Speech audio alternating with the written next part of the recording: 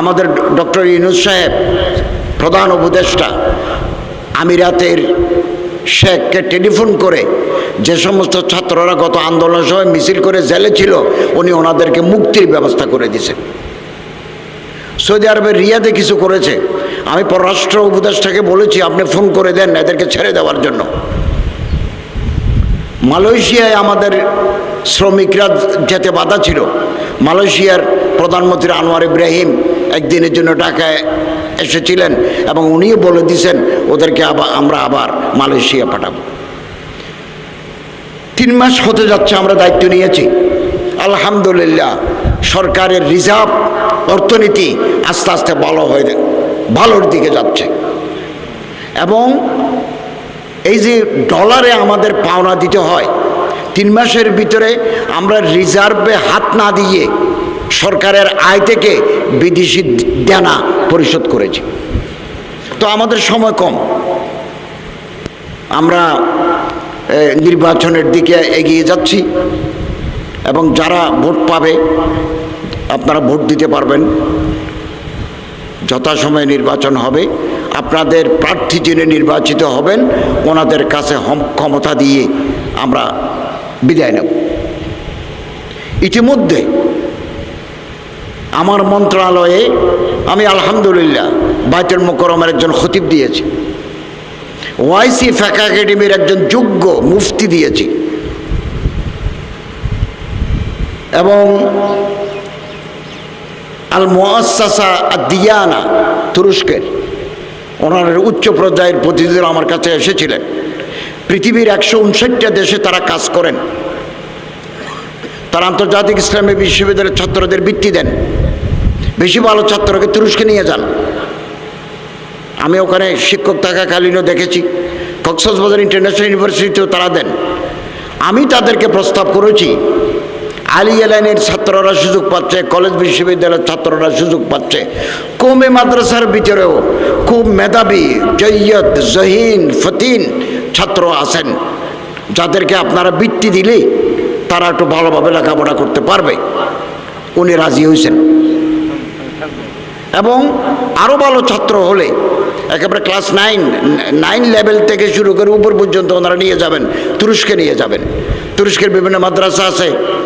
আপনারা জানেন তুরস্ক আহলে সুন্নাত ওয়াল জামাতের অনুসারী তুরস্ক। তো ওখানে শেখ মাহমুদ আফিন্দি মারা গেছেন, ওনাকে বলা হয় তুরস্কের শেখুল হিন্দ। তো গতকাল সকালে মোল্লা মাহফুজ সাহেব জিদুল মালিকুম বেফাকের সেক্রেটারির সাথে কথা হয়েছে, আমি যোগাযোগ করে দেব। তাহলে এখানকার ছাত্ররা ভালো ভালো ছাত্ররা স্কলারশিপ পাবে, ওজিফা পাবে, আর বেশি ভালো ছাত্র হলে তাদেরকে তুরস্ক নিয়ে যাবে। পাকিস্তানের হাই কমিশনার আমার সাথে দেখা করতে আসছিলেন। আমি বললাম আপনি ভিসা ওপেন করে দেন। জামিয়া আশরাফিয়া লাহোর, খায়রুল মাদারিস মুলতান, দারুল উলুম করাচি, দারুল উলুম বিন্নুরি টাউনে আমাদের ছাত্ররা ফিকহে ইসলামের উপর পড়তে চায়, হাদিসের উপর উচ্চ শিক্ষা করতে চায়, আপনি সুযোগ করে দিবেন। তিনি রাজি হয়েছেন। আপনারা রাজি থাকলে আমি যোগাযোগ করে দেব। আমারটা ধর্ম মন্ত্রণালয়, এই কাজগুলো কিন্তু শিক্ষা মন্ত্রণালয়ের, তারপরে আমি সহযোগিতা করব। আব্দুর রহিম ইসলামাবাদী সাহেব আমাকে বলেছেন প্রাইমারি স্কুলের বহু ধর্মীয় পদ খালি।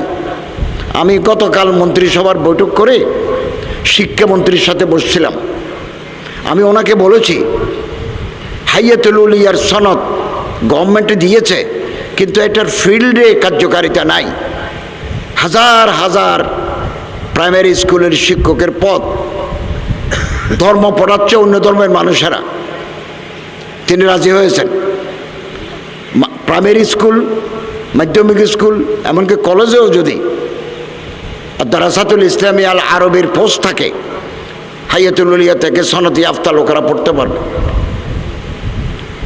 এবং সরকার এই বেফাকুল মাদারেস হাইয়াতুল উলিয়া যদি যোগাযোগ করে, আমি ভিতর থেকে হেল্প করে আপনাদের যাতে বিভিন্ন জায়গায় খেদমতের দায়েরা যাতে উচিতর হয় সে ব্যবস্থা আমি করব ইনশাআল্লাহ। সেনাবাহিনী, নৌবাহিনী, বিমান বাহিনীর ভিতরে মসজিদ আছে, 1-2টা মসজিদ নয়। এই মসজিদের আপনারা খতিব হতে পারবেন, ইমাম হতে পারবেন।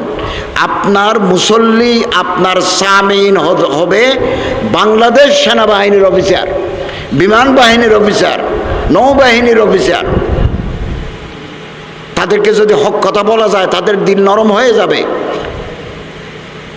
আমি ঢাকার মন্ত্রীপাড়ায় থাকি, এটা না মন্ত্রীপাড়া, হেয়ার রোড, বেলি রোড। তো আমরা একটা ছোটো মসজিদে নামাজ পড়ি, মাঝে মধ্যে আমি নামাজের আগে বয়ানও করি। 7-8 জন মন্ত্রী, 15 জন বিচারপতি, 40 জন সচিব সামনে থাকে। অন্য জায়গায় খুতবা দেওয়ার চাইতে, ওয়াজ করার চাইতে এই জায়গায় ওয়াজ করা তো দরকার বেশি। সব তো high level officials of the Bangladesh government. এ কওমি মাদ্রাসার হুজুররা ঢুকতে পারবে, তারপরে নেকা রেজিস্টার হতে পারবে। আমি একথা বুঝাতে চাচ্ছি, আপনাদের খেদমত আলহামদুলিল্লাহ বেপায়া, বেনজির, বেমেসাল। কিন্তু দায়রাকে আমরা আরও ওসি করতে পারি, আরও বড় করতে পারি, সেই সুযোগ আছে। আমাদের হাতে কিন্তু সময় কম। আপনারা যত তাড়াতাড়ি আসবেন তত তাড়াতাড়ি আমরা কাজটা সম্পন্ন করতে পারবো। শিক্ষামন্ত্রী রাজি আছেন, আমি গতকাল ওনার সাথে অনেকক্ষণ আলাপ করেছি, রাজি আছেন। এবং সম্মানিত হাজরিন, আমরা দায়িত্ব নেওয়ার পর থেকে আমাদের ইমাম প্রশিক্ষণ, আমি আসার সময় ইমামদের একটু তরবিয়ত দিয়ে এসেছি। আমাদের 8টা ইমাম প্রশিক্ষণ একাডেমি আছে, ধর্ম মন্ত্রণালয়ের অধীনে, চট্টগ্রামে আছে। কোনো ইমাম, সরকারিরাও ট্রেনিং নিচ্ছে, দাওরা হাদিস পাশও নিচ্ছে, মেশকাতও নিতে পারবে। মেশকাতের সনদ দিলে যে কোনো মাদ্রাসার, কওমি মাদ্রাসা তারা ভর্তি করাবে। আমরা বিভিন্ন বিষয়ে তাদের প্রশিক্ষণ দিই, সহিহ কোরআন, তেলাওয়াত, নামাজের আহকাম, তারপরে সহিহ আকীদা, এরপরে কারে খায়ের, মানুষের সেবা, এগুলো নানা বিষয়ের উপরে আমরা তাদের প্রশিক্ষণ দিই 45 দিন ব্যাপী, হাতে কলমে। প্রাথমিক চিকিৎসা, একটা কাটি গেলে প্রথমে কি করতে হয়, এখান থেকে ফটিকছড়ি মেইন টাউনে গিয়ে ডাক্তার খুঁজতে খুঁজতে রক্ত ঝরে যাবে। এই প্রাথমিক সাপে কাটলে প্রাথমিক ফার্স্ট এইড মেডিসিন, এগুলো তালিম দেয়। এগুলো আমরা অনেকে জানি, অনেকে জানি না। এখন 1161তম দলের প্রশিক্ষণ চলছে। আমি দিনাজপুর গেছি 3 দিন আগে। দিনাজপুরও ওই ওনাদের সাথে কথা বলেছি, প্রশিক্ষণার্থী যারা, তাদেরকে ট্রেনিং দিয়েছি। সারা বছরে এই কাজ চলে। মুআসসাসা আদ-দিয়ানা আমাকে বলেছে রোহিঙ্গা ক্যাম্পের ভিতরে ইমামদের কেরাত সহি নাই। আপনারা মন্ত্রণালয়ের মাধ্যমে যদি ইমাম দেন, আমরা ওখানে প্রশিক্ষণ করব। আমি রাজি হয়েছি। আমরা প্রশিক্ষণ ইমাম একাডেমি থেকে, ইমাম প্রশিক্ষণ একাডেমির লোক দেব। একটা প্রজেক্ট পাস করে বিভিন্ন ক্যাম্পের ভিতরে ইমাম সাহেবরা যাতে শুদ্ধভাবে দিতে পারে, কোরআনের তালিম দিতে পারে এবং কিছু চিকিৎসাও করতে পারে, প্রাথমিকভাবে এই ব্যবস্থা আমরা করে দেব। খুব সম্ভবত একটা প্রজেক্ট রেডি করে তাদেরকে দেব। আমাদের ইমাম প্রশিক্ষণ একাডেমি থেকে যারা সনদি আফতা 45 দিনের ট্রেনিং নিয়েছেন, 15 টাকা চাঁদা দিলে ইমাম মুয়াজ্জিন কল্যাণ ট্রাস্ট আছে, যেটার আমি চেয়ারম্যান, আমার মন্ত্রণালয়ের অধীনে, ওইটার আমি দায়িত্বশীল। তো কোনো ইমাম, কোনো মুয়াজ্জিন যদি অসুস্থ হন, টাকা লাগে, তাহলে আমরা এককালীন সাহায্য করি, বছর থেকে উনি আমাদের তালিম ইয়াফতা হতে হবে, ওই প্রশিক্ষণ নিতে হবে 45 দিনের। অথবা আপনি যদি একটা ছোটোখাটো ব্যবসা করতে চান, ইমামতি করেন, মাদ্রাসায় পড়ান, ছোটোখাটো যদি একটা বিজনেস করতে চান, আমরা আপনাকে কর্জে হাসানা দেব। কয়েক কোটি টাকা আমরা বাজারে দিয়েছি। এবং আপনি শুনে আশ্চর্য হবেন, এই টাকাগুলো ফেরত দেওয়ার হার 100%। ব্যাংক থেকে টাকা নিলে অনেকে দিতে চায় না, পালিয়ে যায়। কিন্তু আমরা ইমাম মুয়াজ্জিন কল্যাণ ট্রাস্ট যেটা করেছি, ওখান থেকে আমরা যে টাকাগুলো দিই, এগুলো ওনারা ইমামরা মুয়াজ্জিন সাহেবরা ফেরত দিচ্ছেন 100 ভাগ। আগে একটু কম ছিল, আমি আবার বাড়াবো, এই সামনের মিটিংয়ে বাড়াবো, আর কিছু বাড়াবো। এবং আধুনিক জামানায় একটা ড্রামের ভিতরে আপনি মাছ চাষ করতে পারবেন। মাছের কত দাম, মাগুর মাছের কত দাম, তেলাপিয়ার কত দাম, চিংড়ি মাছের কত দাম।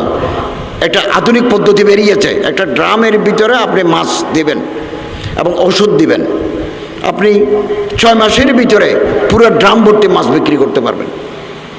তাহলে আমরা মসজিদের যে খেদমত করছি, মাদ্রাসার যে খেদমত করছি, এর পাশাপাশি আমার একটা আয়ের ব্যবস্থা হয়ে গেল। তলবু কসবিল হালাল ফরিজাতুন বাদাল ফরিজা, হালাল টাকা রোজগার করা ইবাদত।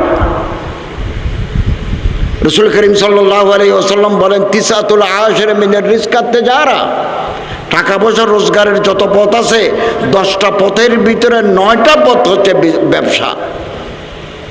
মদিনা শরীফে হযরত আব্দুর রহমান ইবনে আউফ ব্যবসায়ী।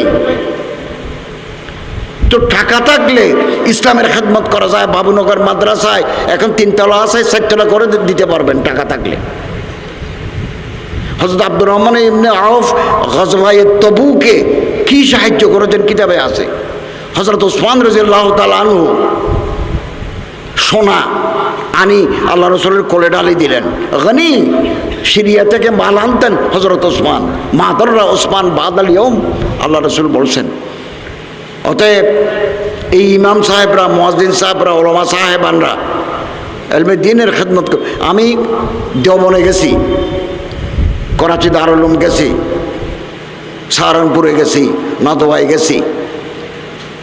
বহু আলেমের বিজনেস আছে, বিজনেস আছে। এই যে খায়রাবাদী সাহেব, মুফতি খায়রাবাদী সাহেবের তো দাওয়াখানা আছে, কারো মাতবা আছে, কারো মাকতাবা আছে, এখানে পড়াচ্ছেন। অনেকে বেতনও নেন না, ওই ওনাদের বিকেলবেলা গিয়ে ওনাদের ব্যবসা দেখভাল করেন। তো আমরা ইমামদেরকে একটা কারণ আলিয়াদুল আলিয়া খাইলু মিনাদিস সুফলা, এই হাতের সাইতে হাত দামি, এ হাত দামি। আমরা কাজ করে যাচ্ছি, আপনাদের কাছে দোয়া চাই যাতে করে আমরা যত তাড়াতাড়ি সম্ভব একটু সংস্কারের মাধ্যমে সংস্কার করে একটা নির্বাচিত সরকারের হাতে আমরা ক্ষমতা দিয়ে যেতে পারি। মাঝখানে যদি আমরা ব্যর্থ হয়ে যাই তাহলে দুর্যোগ নামে আসবে। এই দুর্যোগ আমাদের জন্য অত্যন্ত কঠিন হবে, কঠিন হবে। ওলামায়ে কেরাম আগে যেমন দায়িত্ব পালন করেছেন, আপনি দেখেন দেশের উপরে কোনো যদি দুর্যোগ নেমে আসে, বিপদ নেমে আসে, আলেমরাই প্রথম ময়দানে ঝাঁপিয়ে পড়ে।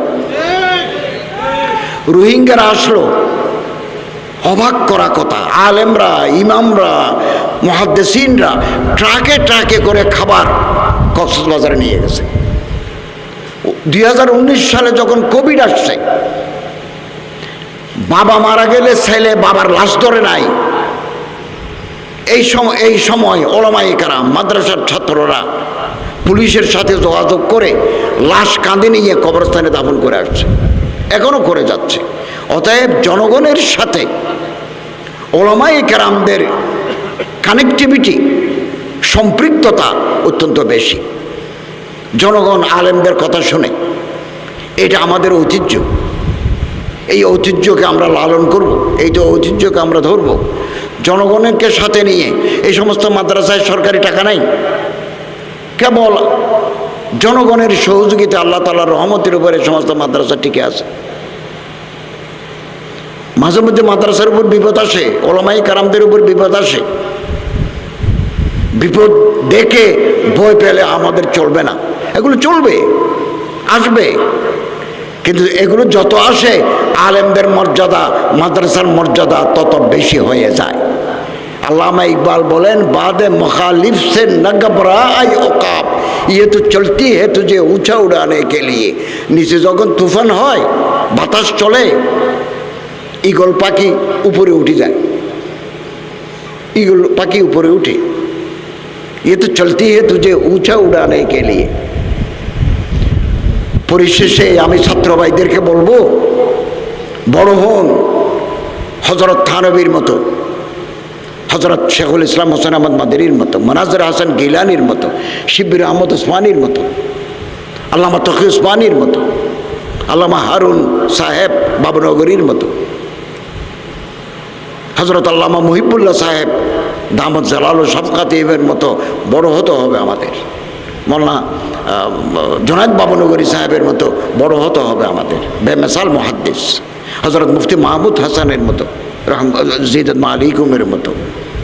স্বপ্ন দেখতে হবে। কোন স্বপ্ন?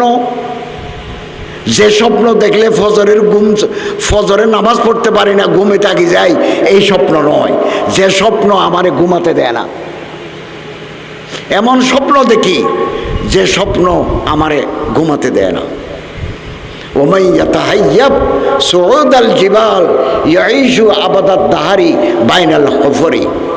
খুব উঁচুতে উঠতে হবে আমারে, খুব উঁচুতে। উঁচু দেখে, পাহাড়ের উঁচু দেখে যদি কেউ ভয় পায়, চিরকাল গর্তের ভিতরে থাকে। ইয়াইশু আবাদাদ দাহারি বাইনাল হুফরি। এবং হেফাজতের বিরুদ্ধে যে সমস্ত মামলা ছিল, ইদ্রিস ভাই জানেন, তালিকা হচ্ছে। আমি আইজুল ইসলামাবাদীকে আপনারা দায়িত্ব দিয়েছেন বোধহয়, দিয়েছে, উনিও আছেন কমিটিতে। স্পেসিফিক বাদী বিবাদী মামলা নম্বর এত অমুক থানায় তালিকা হচ্ছে। ইনশাআল্লাহ আজিজ আমরা দায়িত্বে থাকতে হেফাজতের সমস্ত মামলা প্রত্যাহার হয়ে যাবে। এই যে মিথ্যা মামলা দিয়ে আপনারা জেল কেটেছেন, বহুদিন বহু মানুষ জেলে মিথ্যা মামলা, একজনের বিরুদ্ধে 20-30টা করে মামলা। মৌলানা সাজিদুর রহমান সাহেব জিদাত মালিকুমের সাথে আমার কথা হয়েছে, মৌলানা মাহমুদুল হক সাহেবের সাথে কালকে আমার দেখা হয়েছে। তো ইনশাআল্লাহ আজিজ আমরা দায়িত্বে থাকতে আপনারা একটু স্বরাষ্ট্র মন্ত্রণালয়, আইন মন্ত্রণালয়ের সাথে যোগাযোগ রাখেন। আমি ভিতরে আছি, আমি আপনাদের প্রতিনিধি হিসেবে ভিতরে আছি। যে যে জায়গায় সহযোগিতা করা দরকার আমি ইনশাআল্লাহ আজিজ করে যাব। আপনাদের দোয়া চাই, আপনাদের পরামর্শ চাই। খাস দোয়াতে আমারে ইয়াদ করবেন, আল্লাহ যেন আমরা যে দায়িত্ব নিয়েছি এই দায়িত্বের যেন ক্ষমা হক্ক যথাযথভাবে পালন করতে পারি, সে তৌফিক যেন আল্লাহ তাআলা আমাদের দান করেন। এবং দোয়াই হচ্ছে সবচেয়ে বড় শক্তি। আর দোয়া ও মুখুল ইবাদা, আর দোয়া হুয়াল ইবাদা। একমাত্র আল্লাহর কাছেই সাহায্যই আমাদেরকে বাঁচিয়ে রাখতে পারে, আমাদেরকে সামনের পথ দেখাতে পারে একমাত্র। আল্লাহ ওয়ালিয়ুত তৌফিক হুয়াল মুওয়াফিক ওয়াল মুঈন ওয়া আখিরু দাওয়ানা আলহামদুলিল্লাহি রাব্বিল আলামিন। একটু যাই।